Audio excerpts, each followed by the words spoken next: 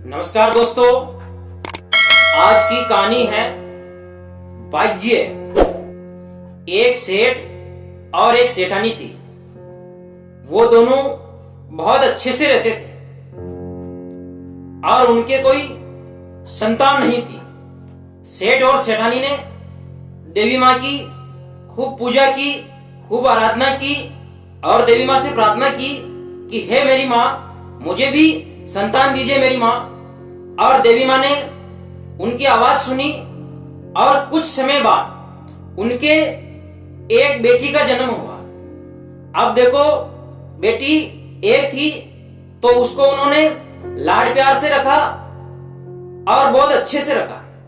धीरे धीरे वो बेटी बड़ी हुई और उस लड़की का नाम रखा भाग्यवती, क्योंकि वो एक ही लड़की थी और बहुत लाड प्यार से रखा था उसको, तो बहुत अच्छे से रखा था।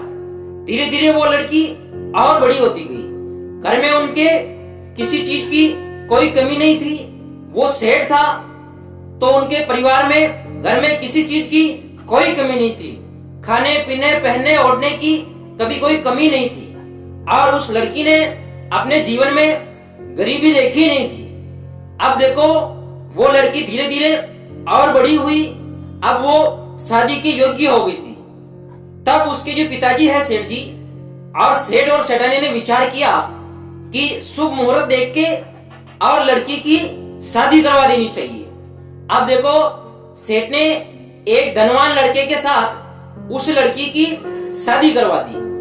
अब देखो, जो लड़का है सामने वाला, वो धनवान था, पैसे वाला था और बहुत बढ़िया सुंदर सुशील लड़का था। अब उस भाग्यवती की शादी उस लड़के से करवा दी। जैसे जैसे समय निकलता गया और भाग्यवती का जो पति है, उसकी शराबी जुआरी की आदत लग गई थी और गलत संगत लग गई थी। इस संगत से उसका जीवन बर्बाद हो गया था, उसका कारोबार बर्बाद हो गया था, उसके पास जो धन संपदा थी वो भी बर्बाद हो गई थी। अब वो एक गरीब हो गया था।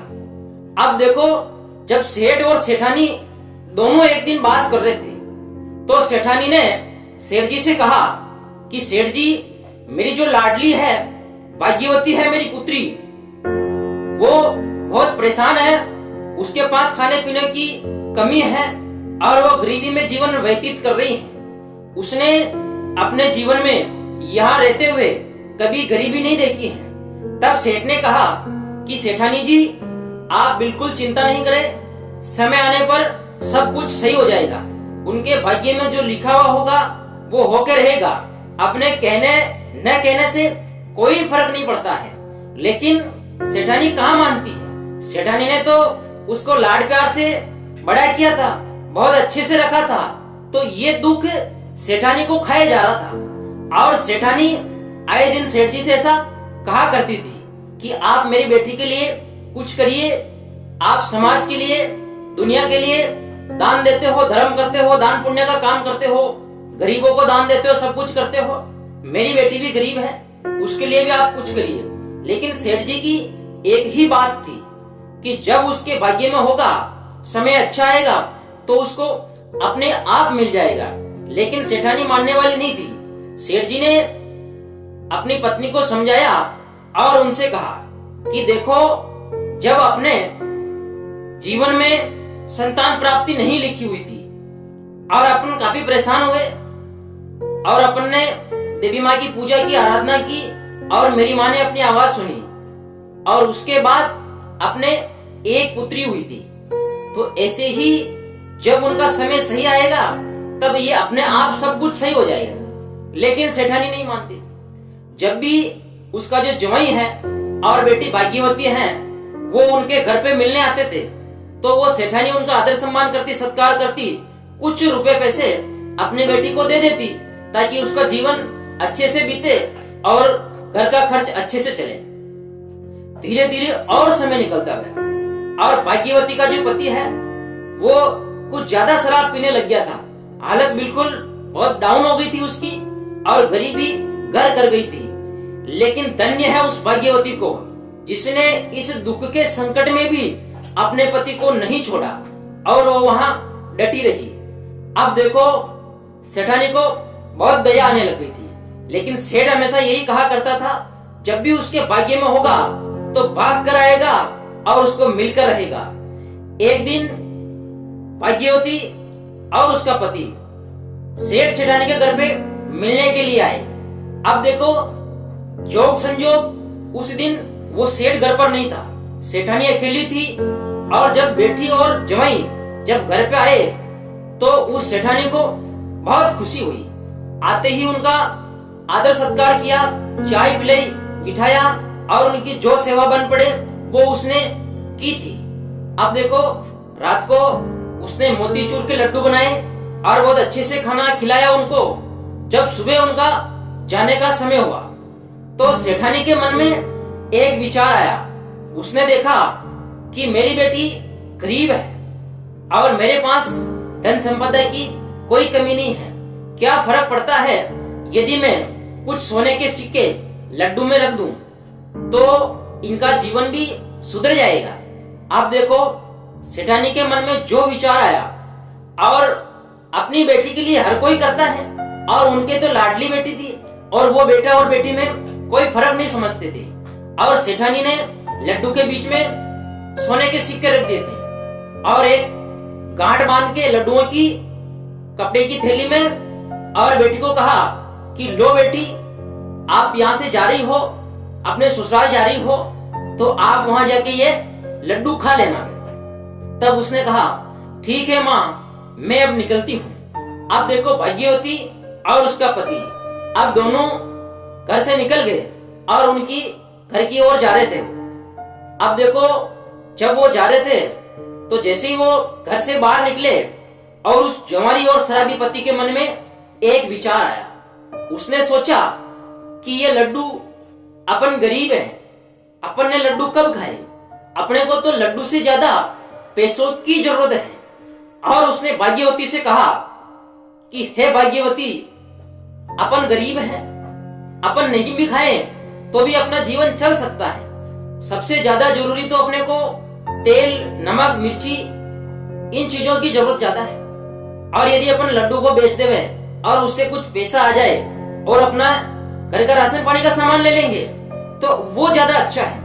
अब देखो भाग्यवती ने कहा ठीक है पतिदेव, आप जैसा चाह रहे हो वैसा आप कर लीजिए।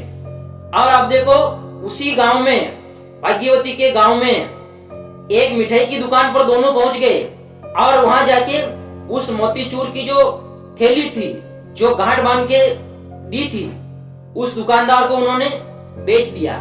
अब देखो उससे जो कुछ रुपए मिले वो लेके और अपने घर की ओर निकल गए थे। अब देखना सेठ जो है, जो बाहर गया हुआ था किसी काम से, तो वो आया था गांव में, और जैसे ही वो गांव में आया तो उस सेठ के मन में विचार आया कि अपन ऐसा करते हैं, अपन बाहर गए थे, सेठानी घर पे अकेली थी, तो उसने सोचा कि अपन मिठाई की दुकान से मोतीचूर के लड्डू लेते हुए चले। अब देखो साहब, सेठ साहब उस मिठाई की दुकान पर पहुंच गए और उससे कहा कि भाई आप ऐसा करो, मेरे को मोतीचूर के लड्डू दे दो।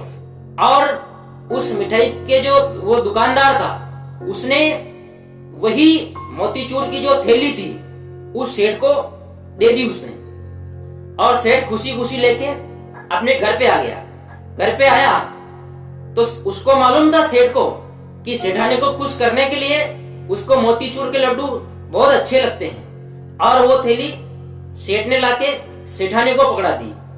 और जब वो थैली सेठानी ने देखी तो उसकी आंखों में आंसू आ गए। उसने मन में विचार किया कि ये जो लड्डू है ये तो मैंने ही बना के मेरी बेटी को दिया था कि वो घर पे जाके इसको खाए, उसको अच्छा लगे कि मेरे द्वारा बनाए हुए लड्डू मेरी माँ ने मेरे साथ भेजा है। लेकिन उस बेटी के तो भाग्य में वो मोतीचूर के लड्डू भी नहीं लिखे हुए थे। अब देखो सेठानी ने उन लड्डुओं को फोड़ा तो उसमें से वो सोने के जो सिक्के थे वो निकले थे। और सेठ ने कहा कि सेठानी जी क्या बात है, मैं बाहर से आया हूं और आपकी आंखों में आंसू, ये कैसा है? तब उस सेठानी ने कहा क्या बताऊं मैं आपको कि आपने मेरे को समझाने का प्रयत्न किया, वो सही किया और सही कहा था आपने कि समय आने पर उसके भाग्य में जो लिखा हुआ होगा, भाग्यवती बेटी के भाग्य में, तो उसको मिल जाएगा।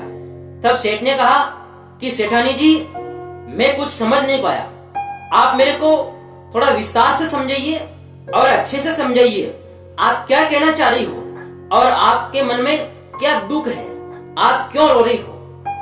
तब सेठानी ने कहा, सेठ जी, मेरी बेटी और जमाई अपने घर पर आए थे, मैंने उनका आदर सत्कार किया, सम्मान किया, जितना अच्छा सा मैं खिला पिला सकी वो मैंने खिलाया, मैंने कोई कमी नहीं रखी। और मैंने रात को मोतीचूर के लड्डू बनाए थे और उन लड्डुओं में सोने के सिक्के रख दिए। जब वो सुबह जाने लगे तो मैंने उनके साथ में वो थैली जो गांठ बांध के कपड़े की मैंने उनको दी थी। ये वही थैली आप मिठाई की दुकान से लेके आए हो। जरूर वो जो मेरा जो जमाई है उसने ये मिठाई की दुकान पे बेच दिया होगा मोतीचूर के लड्डुओं को और वो रुपए पैसे लेके निकल गए थे, तो वही थैली आप लेके आए हो। आपने सही कहा था कि जब उसके भाग्य में लिखा हुआ होगा तो उसको अपने आप मिल जाएगा। ये लड्डू और सोने के सिक्के उनके भाग्य में लिखे हुए नहीं थे और ये अपने ही भाग्य में लिखे हुए थे। तो सेठ जी, आपने मुझसे सही कहा था और मैं आपकी बात आज से मान गई। जब उसके भाग्य में होगा, समय सही आएगा तो उसको अपने आप मिल जाएगा। तो दोस्तों, ये कहानी आपको कैसी लगी, ये वीडियो आपको अच्छा लगे तो इस वीडियो को लाइक करें, शेयर करें और मेरे चैनल को सब्सक्राइब करें। धन्यवाद दोस्तों।